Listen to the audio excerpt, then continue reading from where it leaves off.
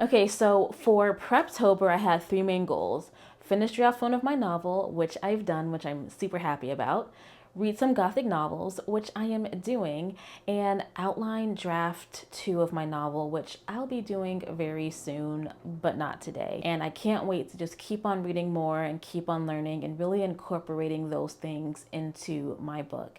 So without further ado, let's go back to day one. So the first book I'm going to read this week is Mexican Gothic, and I'm super excited about it. It came out in 2020, and up until now, I've only read books from either the 18 or 1900s, so this will be a nice change of pace. I know absolutely nothing about this book, so I'm just going to dive right in, and I'll give you all a little spoiler-free update later.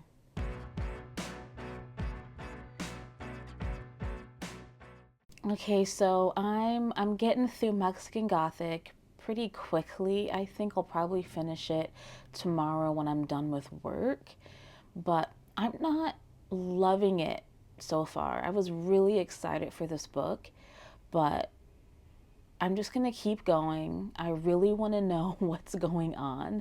I want to know, is there really supernatural things going on? Is the character crazy?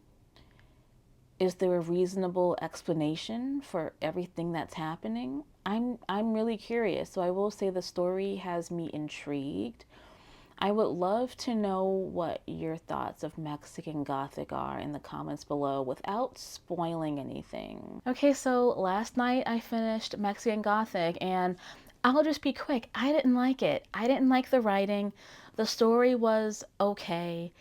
If you have this book on your TBR, I recommend either reading the free sample on Amazon or going to your local bookstore and reading the first few pages.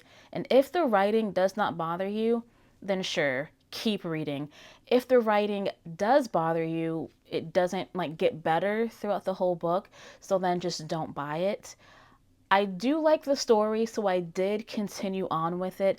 The story was interesting. I feel like some things were revealed a little too soon, but that's okay. Whereas other things kind of dragged on a bit. But overall, I thought it was interesting, and I learned a lot about Gothic literature from this book, so I'm not too mad that I continued reading.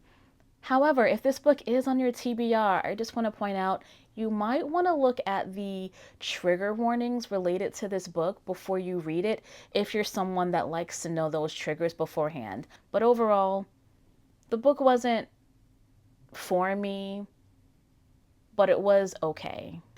Anyways, I did start a new book last night. I didn't get far into it. I've only read the first chapter, but I am reading Rebecca right now, and I absolutely like it. I was gonna say love it, but I haven't gotten far enough into the book to say I love it.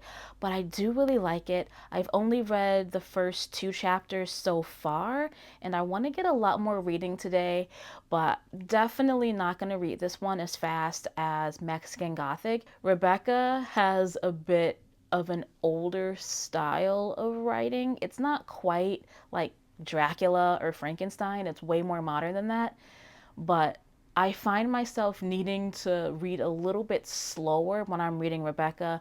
Maybe that's just me, but either way, I'm still really enjoying this book, and I can't wait to really get into the juicy bits because right now we're just kind of building up. It's only chapter two, but I'm just gonna get into reading.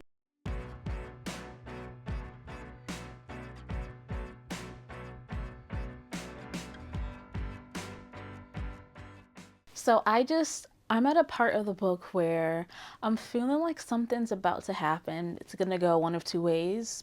Either it's gonna be fine or it's not gonna be fine. And let's see. Not good. I Not good. So I finished Rebecca last night and I was gonna start a new novel, but there was like two reasons why I didn't. The first, I just wanted to sit on Rebecca for a bit. I didn't want to just rush into something new. I wanted to give myself some time to think about how I felt about the story And overall, I really liked it, but it was kind of the opposite issue that I had with Mexican Gothic, where I feel like the writing for Mexican Gothic wasn't that great, but the story was pretty interesting.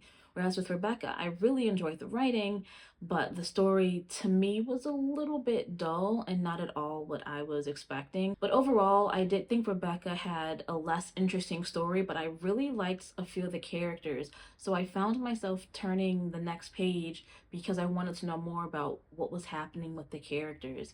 Eventually, the story does pick up though, and when it picks up, it really picks up. It goes from like 0 to 75 pretty quickly once it gets started. And then I'm just wondering what's going to happen next. And then it ends, and I was like, oh, okay. Didn't see that kind of ending coming. But the other reason I didn't start a book was there's three I'm currently thinking about. Two by S.T. Gibson and one by someone else, but I'll put the image on the screen. And I know very little about each of these books. I know An Education in Malice, also like dark academia vibes. I know that the other S.T. Gibson book follows Dracula and his wives. I think it focuses on one wife, but I don't know what the point of the story is or what the whole premise is. Then there's a girl who ends up living with a rich person and she's like a blood maid. But again, I don't really know what the whole story is about. But I'm thinking because I'm really torn between these three books, I might break my rule between going back and forth between an old Gothic story and a newer one, and honestly just read those three books. They came out fairly recently. We'll see, but I'll give you all an update once I am done with work on which one I chose and how it's going. Okay, so it's 2 days later, but the third book I decided to read was An Education in Malice by S.T. Gibson, and I'll be honest, I'm not loving it. I do love what the story is about in terms of this like gothic, dark academia vibe, but I'm not liking how the story is being told. And when I did a little bit of Google searching, a lot of other people said they prefer her other book, A Dowry of Blood, over this book. So I do want to give S.T. Gibson another chance and see if that book is really good, but I'm gonna finish this one first before moving on.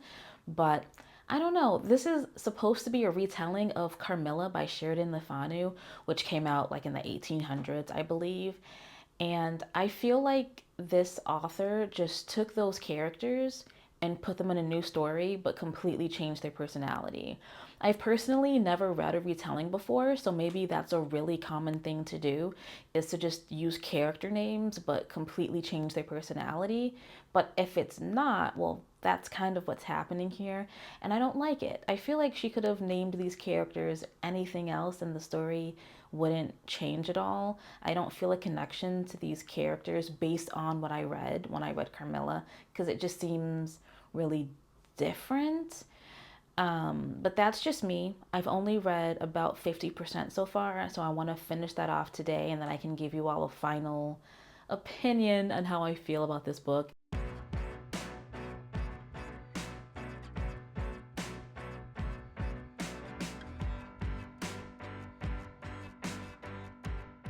Okay, so I finished An Education in Malice, and overall, I feel like the story was both rushed but then slow at the same time, which is really weird. When what I mean, without giving any spoilers away, is that I just feel like it took a while to get to what I thought was the really interesting bit, and then it was so rushed. I feel like I didn't really have a chance to connect with the characters in the way that I wanted to. And it was just a really big letdown for me, especially when this was the book I was most excited to read when I looked through my list of Gothic books, because it's sapphic, it has vampires, dark academia vibes, things that I really like, and I don't feel like it did a lot of those things well, or really any of those things well, if I'm being really honest. So if you've read it, I would love to know how you felt about this book in the comments, because maybe I'm just missing out on something, or maybe I don't know, but I didn't love it, and that was really, really unfortunate. However, I still really want to read A Dowry of Blood, so I'm going to pick that up now that I've read, one second. Now that I've read Dracula, The Haunting of Hill House, Frankenstein, Mexican Gothic, Rebecca, and An Education in Malice this month, as well as also reading Carmilla and some Edgar Allan Poe last month, I feel a lot stronger in what I think or what I know Gothic fiction is all about. And all three of the books, really all seven of the books I've read so far, have been so different and have really opened my eyes to the genre. And I can't wait to keep on indulging in more Gothic fiction because I am really loving it.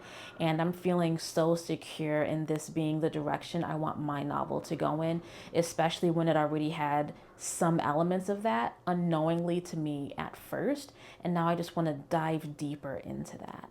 So I will be talking about outlining in my next video. So I hope you're excited for that because I can't wait to actually do an outline from start to finish and not just do a half completed outline, because this is Preptober and I am determined to make November an amazing writing month. And I know for me, I cannot do that without an outline. I would love to know what your thoughts on Mexican Gothic, Rebecca, and An Education in Malice were down in the comments below. So let's talk about them.